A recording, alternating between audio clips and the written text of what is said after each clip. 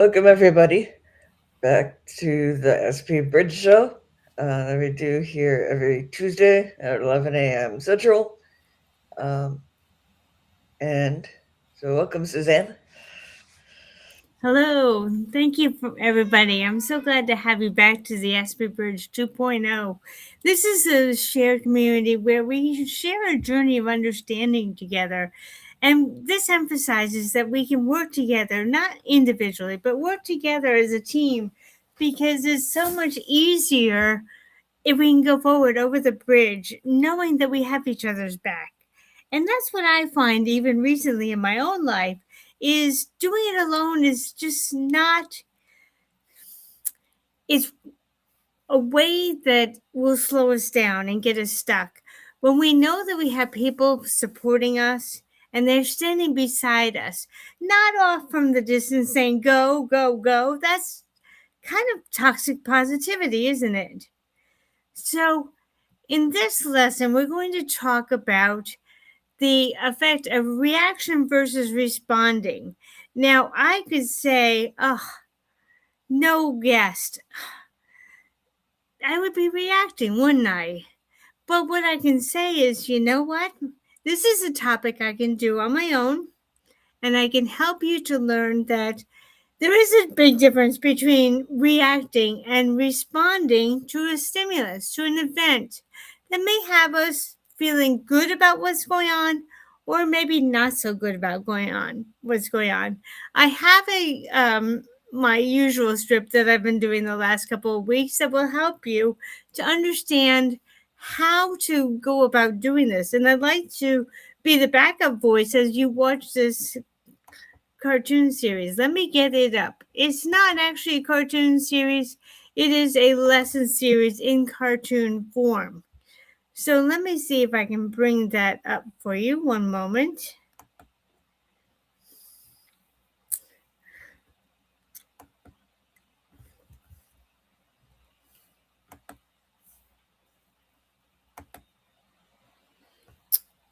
Okay. It looks like I need to go off to the side here so you can see it. Well, okay. I guess we can't do it today. I'm not having any luck bringing that up for you. But the purpose of this is to tell you that let the sun, oh, here we go. Let the sun be the way that we are looking at our emotions. Now, we can look at them as we want to get to our emotions, we want to feel our emotions right away. But I want to encourage you that that's not always the best way to go about having them. Now, I don't see my picture coming up here. One moment, please.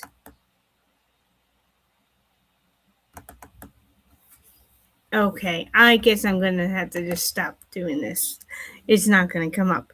But the point is that if we let the sun be our emotions and we say, yeah, I'm going to feel good or I'm going to feel not so good about this particular event that's happening in my life, rather than rushing and feeling it, and oftentimes we as autistic individuals will just melt down.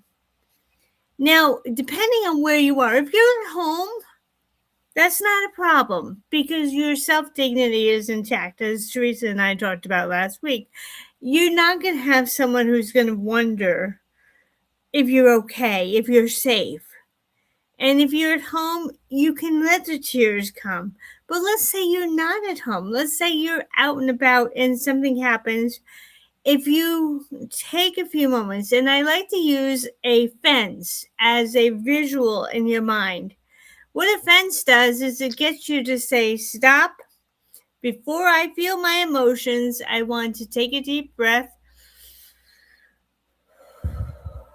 I want to consider whether or not the event is good or bad to where I'm headed in my life. If I'm headed to an event where I need to be, another event where I need to be composed, let's say it's a job interview, well, we want to accept the fact that, okay, the bus may be late and the interview is at a certain time.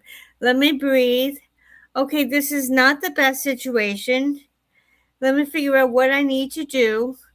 Okay, I could call for a ride from my mother, or I could call a friend to get a ride. And when you come to that idea of what the next step is, you're able to better decide, okay, I can handle this. But let's just say that the bus is late and your interview is starting now.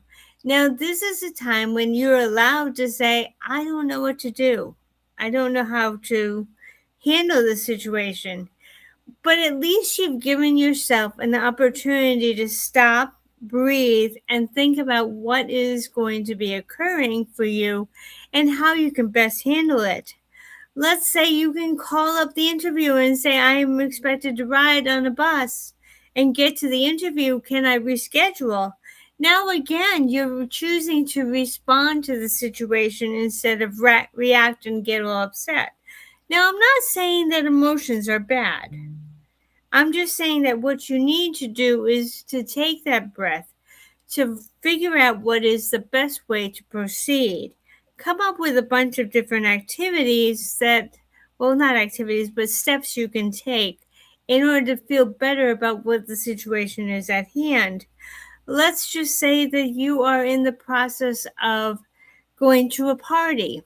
Well, that's obviously a lot different than an interview. In a party, you can arrive late, so there is really no reason to get upset. There are different points in our life where we need to decide whether it's okay to get upset or I need to think about this more clearly and hold my emotions. Once you have an answer to, okay, someone's coming to get you to take you to the interview because the bus is late, or once you decide, well, the party is a party, I'm not going to be necessarily late, people arrive at different times. Once you can figure out how to respond to the situation in the calmest possible way, then you're able to say, I have this, I can do this. But what we want to be very careful of, especially when other people are involved or around us, is that we don't lash out at them because we're reacting too soon. And someone may have said something, your bus is late, what you gonna do now? Just take that breath, that cleansing breath, and say, I don't know. I need to figure it out. I'm going to go somewhere quiet to do that. And that way, you're accepting the pause, you're accepting the fact that you don't have the answer right away. And then you can go on to say, okay, here are the things I can do from where I am with what I have. I can call a friend. I can decide whether or not I need to be exactly on time for the activity that's about to happen. And I can decide whether or not I want to talk to someone in the best way, calmest way possible, or if I want to lash out at them. Now, let's just say that you have something coming up in the future, and this event is huge for you. It makes a difference of whether or not you'll get a job or you won't get a job. Instead of worrying about all the things that can go wrong, you can put the panic on hold. That hasn't happened yet. I haven't gotten there yet. I can take some time to write down some what ifs on a piece of paper and talk to someone I trust. I'm hoping that you have someone in your life that you can trust and talk things over with. If you don't, that's where you can connect with me. I am Suzanne Plumley, and you can reach out to me either on this podcast in the comments section. Please subscribe, by the way, so you get the notifications of when the next podcast is going to be. You can go to my Facebook page called the Aspie Bridge, and you can put in a comment there, or you can DM me directly from there. The last opportunity is to reach out to my email if you want it to be super private because it's a delicate situation. And my email address is sgp.enrichinglifestyles@gmail.com. If you don't have that person that you can talk over ideas with, you know I'll be there. You know I can be your sounding board to help you write down some ideas that may help you to look at a situation more clearly Sometimes when we don't have someone or don't perceive to have anyone who will care, knowing that someone like a coach is there is the most important thing you can do for yourself. So I want to say thank you for coming to this rather brief podcast, but very important. Let me recap before I go away. One, use the sun as your emotions. Use the visual of a fence to say, before I deal with my emotions, I want to decide if I'm going to react, quickly go to your emotions, or respond. Take that breath. Figure out something safe that you can do in order to have the event work out in a more positive way. If it's an event that's going to come up in the future, it's not happening right now, put the pause on hold, put the panic on hold, and reach out to a dear friend.